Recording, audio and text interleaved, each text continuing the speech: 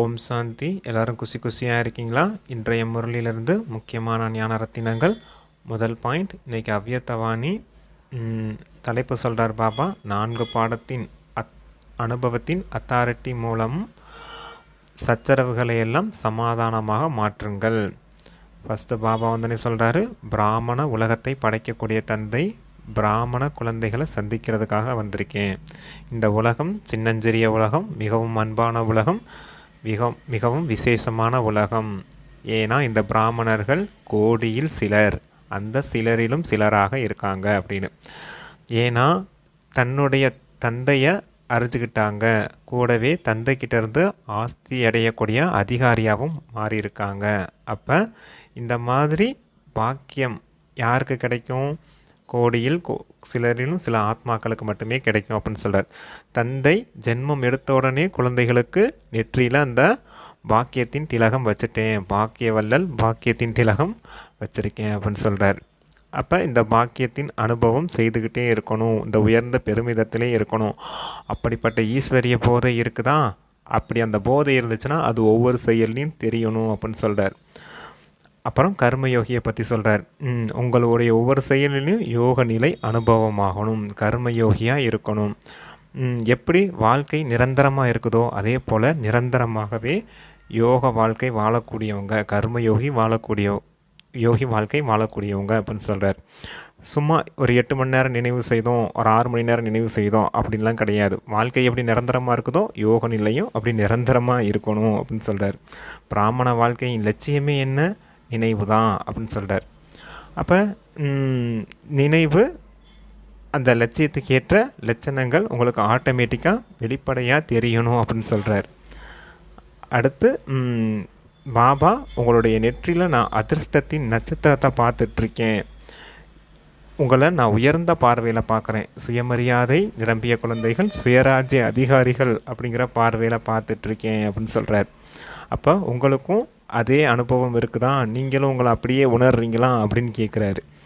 சுயமரியாதை அப்படின்ற அந்த வார்த்தையை கேட்டோடனே உங்களுக்கு அந்த பட்டியலின் நினைவு வரணும். சுயமரியாதைகளின் பட்டியல் எவ்வளோ கொடுத்துருக்காரு பாபா. மாஸ்டர் சர்வசக்திவான், மாஸ்டர் விஸ்வ கல்யாணக்காரி, ஞான கடல், சுகக்கடல் வள்ளல் அப்படின்னு மாஸ்டர் முக்தியின் வள்ளல், எல்லாத்துலேயும் மாஸ்டராக இருக்கும் இல்லையா? அந்த பட்டியல் உடனே ஞாபகம் வருதான் எவ்வளோ நீண்ட பட்டியலாக இருக்குது அப்படின்னு கேட்குறாரு. அந்த பட்டியல் ஞாபகம் வர்றதுக்கு ஒரு உதாரணமாக சொல்கிறார்.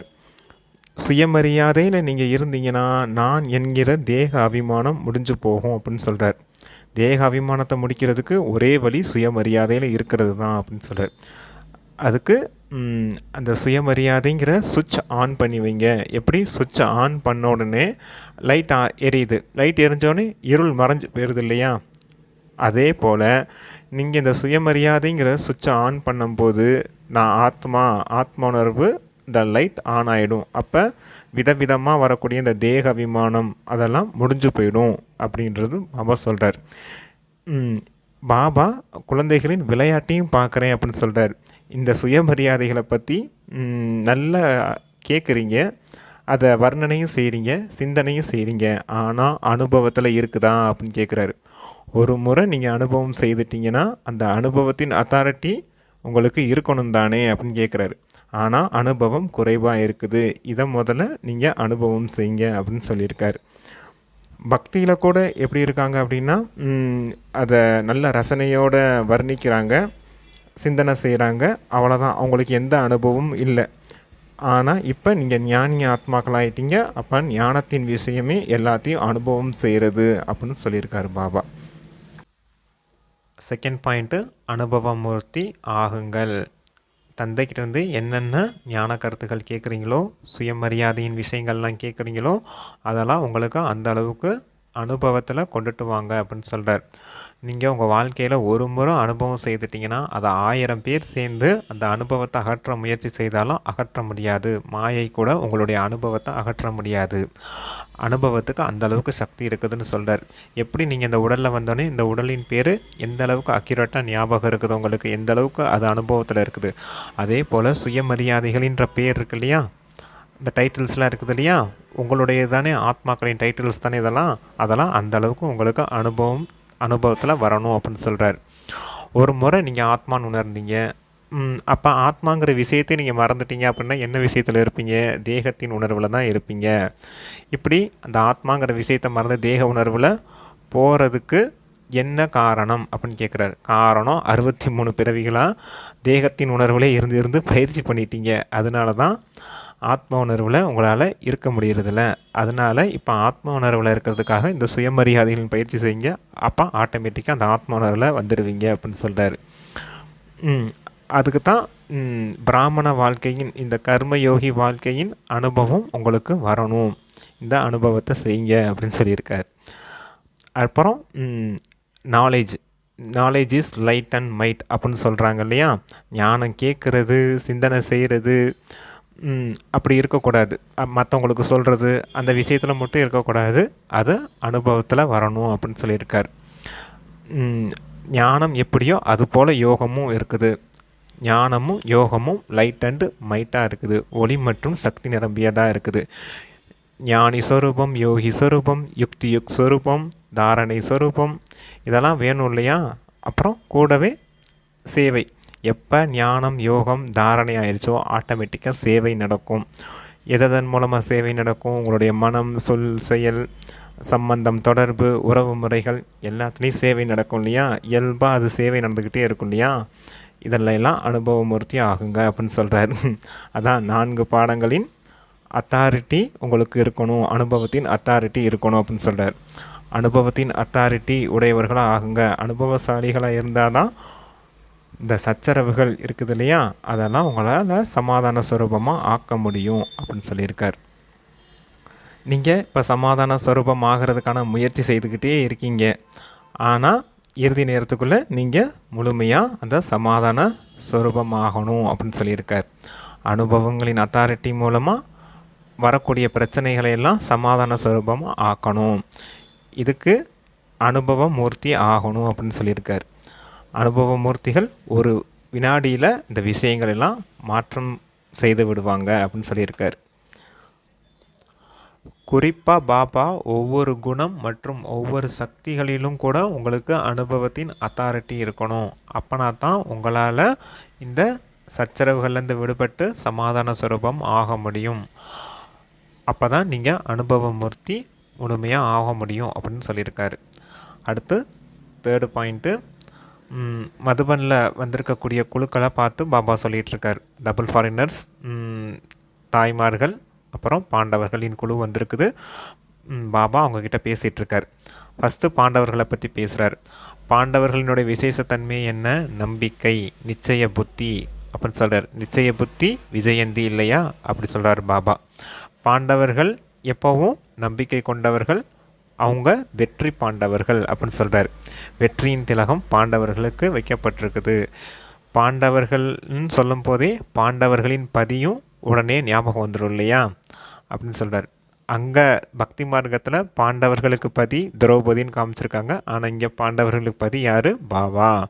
அப்படின்னும் போது அந்த நினைவு வந்துடும் இல்லையா? அப்போ உங்களுக்கு வெற்றியின் திலகம் நெத்தியில் வைக்கப்பட்டிருக்குது அப்படின்னு பாண்டவர்களை பெருமையாக சொல்கிறாரு. அடுத்து தாய்மார்களை சொல்கிறாரு. தாய்மார்கள் கூட எப்படி சொல்கிறாங்க?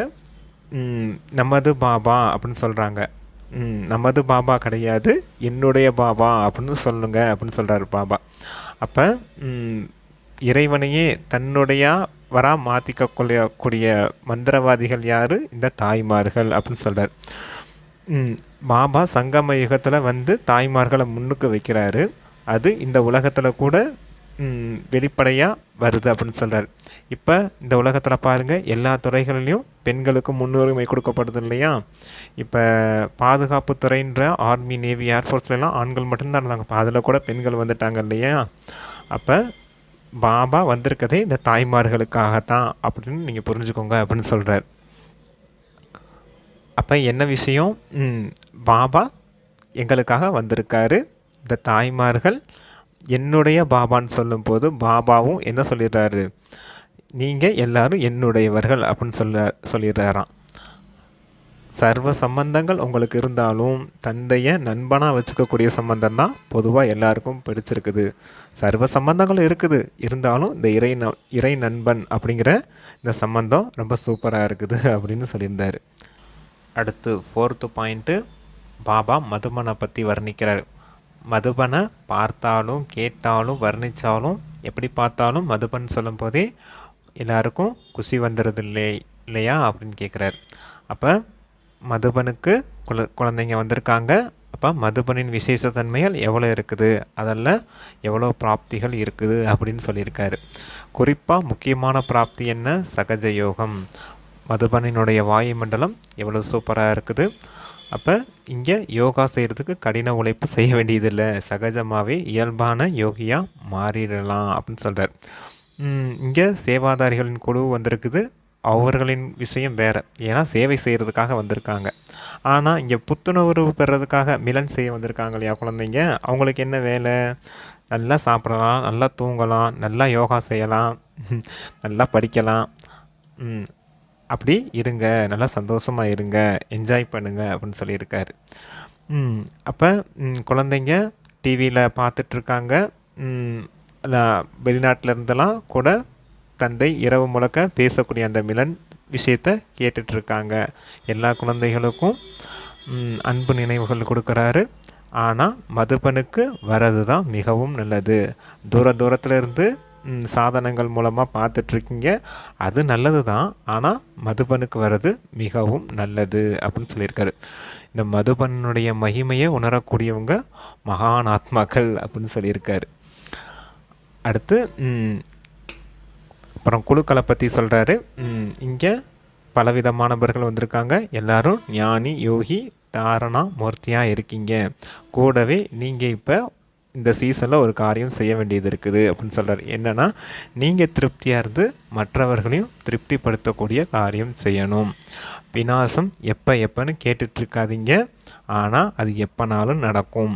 நீங்கள் உங்களுடைய நினைவின் சுவிட்சை மட்டும் கரெக்டாக வச்சுக்கோங்க. ஒரு நொடியில் சுவிட்ச் ஆன் பண்ணோன்னே உங்களுக்கு உங்களுடைய சுயமரியாதை ஞாபகம் வரணும், இல்லை சுயராஜ்ய அதிகாரிங்கிற அந்த விஷயம் ஞாபகம் வரணும், இல்லை அந்தர்முகி அதாவது உள்நோக்கு முகமாக இருக்கக்கூடிய பயிற்சி உடனே ஞாபகம் வரணும். அதாவது சுவிட்ச் ஆன் பண்ணோன்னே அதெல்லாம் ஞாபகம் வரணும். ஏன்னா இறுதி நேரத்தில் டெஸ்ட் பேப்பர் ஒரு நொடிக்காக வைக்கப்படுறதா இருக்கும் அப்படின்னு சொல்கிறார். அந்த நேரம் சுவிட்ச் ஆன் பண்ணணும், லைட் எரியலை அப்படின்னா நீங்கள் ஃபெயில் ஆகிடுவீங்க இல்லையா. அதுக்காக பாபா சுவிட்ச் ஆன் பண்ணணும், லைட் எரியணும், லூஸ் கனெக்ஷனில் இருக்கக்கூடாது, யோசிச்சுட்டே இருக்கக்கூடாது. அனுபவத்தின் அத்தாரிட்டி உடையவர்களாக இருந்தீங்கன்னா சுவிட்ச் ஆன் பண்ணணும், லைட் எரியும், உடனே நீங்கள் ஆத்ம உணர்வில் இருப்பீங்க, பரந்தாம் வீட்டுக்கு போயிடுவீங்க இல்லையா. அப்போ நீங்கள் பாஸ் ஆகிடுவீங்க அப்படிங்கிறதுக்காக சொல்கிறார். இப்போ கூட நீங்கள் அந்த பயிற்சியை செய்யணும், பாபா அந்த பயிற்சி செய்ய வச்சுருக்கார்.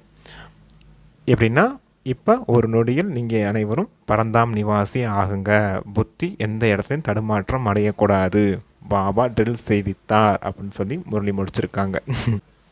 தாதிமார்களோட சந்திப்பு. தாதிமார்களுக்கு நல்ல சேவையில் ஊக்க உற்சாகம் இருக்குது. கோடிக்கணக்கான ஆத்மாக்களுக்கு தந்தையின் செய்தி போய் சேரணும் அப்படிங்கிற ஆர்வம் இருக்குது. கோடிக்கணக்கான பேருக்குன்னா அகிலம் முழுக்க தந்தையின் செய்தி போய் சேரணும் அப்படின்னு பாபா சொல்கிறார். எல்லாருக்கும் போய் செய்தி சேர்ந்துருச்சுன்னா ஓ இறைவா அப்படின்னு அவங்க வாயை திறந்து சொல்லுவாங்க இல்லையா, அதுக்காக பாபா சொல்கிறார். அப்புறம் மதுபனை நிர்வாகம் செய்யக்கூடிய குழுக்கள் கூட நல்லா இருக்குது. தாதிமார்களுக்கு நல்ல ஒத்துழைப்பு கொடுக்குறாங்க. எல்லாருடைய விசேஷத்தன்மை இருந்தாலும் ஆனால் ஆதி ரத்னங்களாக இருக்கக்கூடிய இந்த தாதிமார்களின் விசேஷத்தன்மை மிகவும் நல்லா இருக்குது அப்படின்னு சொல்லி அந்த குழுவும் நல்லா இருக்குது அப்படின்னு சொல்லியிருக்கார். அடுத்து வரதானம். அனைத்து தடைகளையும் தகர்த்தெறிவதற்கு பளபளப்பான பரிஸ்தா ஆடை அணிந்து கொள்ளுங்கள் அப்படின்னு சொல்லியிருக்காரு. நீங்கள் அனைத்து தடைகளையும் தகர்த்தெறிவதற்கு இந்த கேள்விக்குறியிலேருந்து விடுபடுங்க அப்படின்னு சொல்கிறார். கேள்விக்குறிங்கிறது என்னது? வீணான விஷயங்கள்.